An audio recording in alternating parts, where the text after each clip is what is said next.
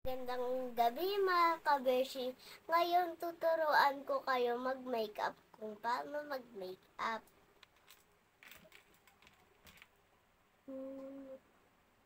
O, anong yung nilalagay mo? Para sa mukha. Para sa mukha? Pampa? Kinit. Pampakinis?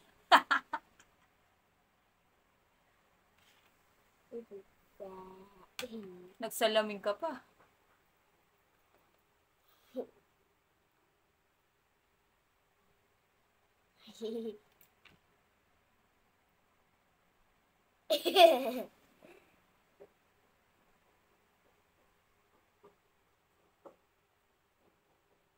Baka naman magmukha kang clown yan.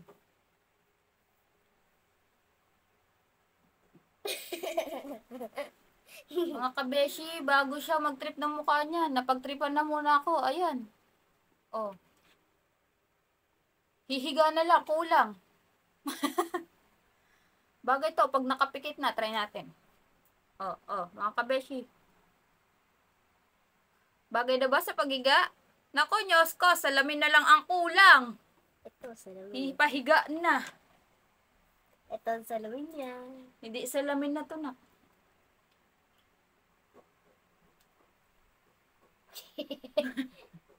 Tinawanan mo pa ako, ikaw may gawa.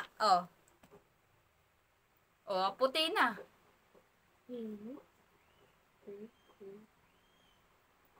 Ano nga pala gusto mo paglaki? Baking. Baking?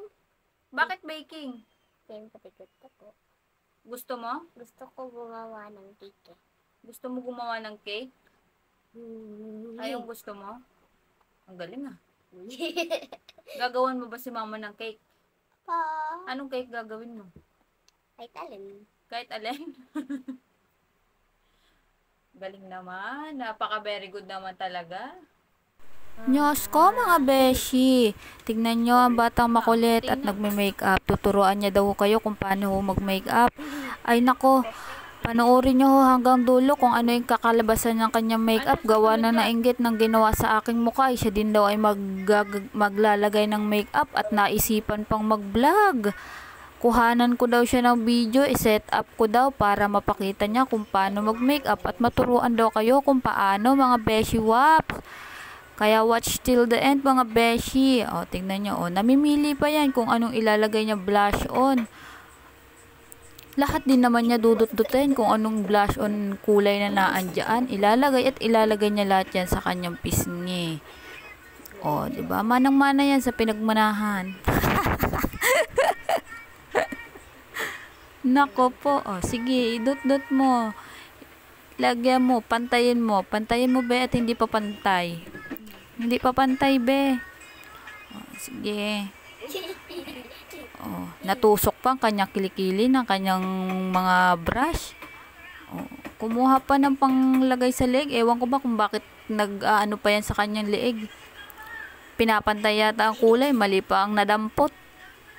Sige. Ay, alam niyo ba kasi itong batang ere ay napakahilig mag-makeup. Ay, nako, Diyos ko po, nabulol na naman aray tayo. Ito na naman.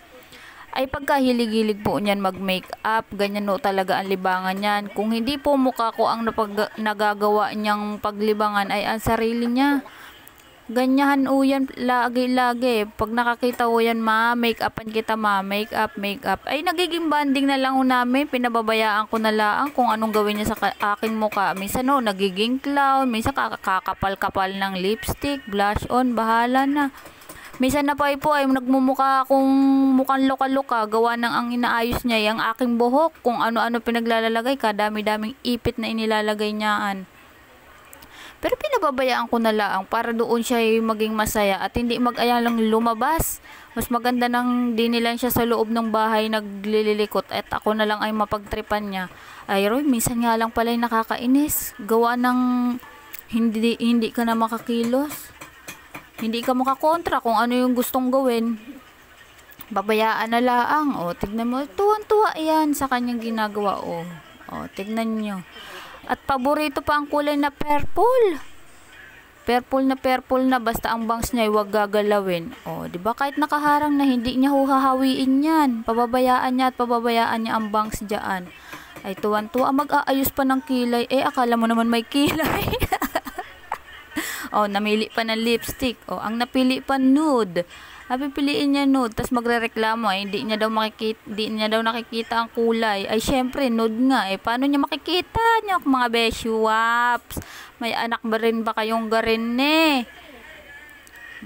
pagbigyan nyo na ay ipakikita ko din ang picture niya kung ano yung nangyari pagkatapos ng kanyang makeup. Thank you for watching. Follow and share our videos. Thank you.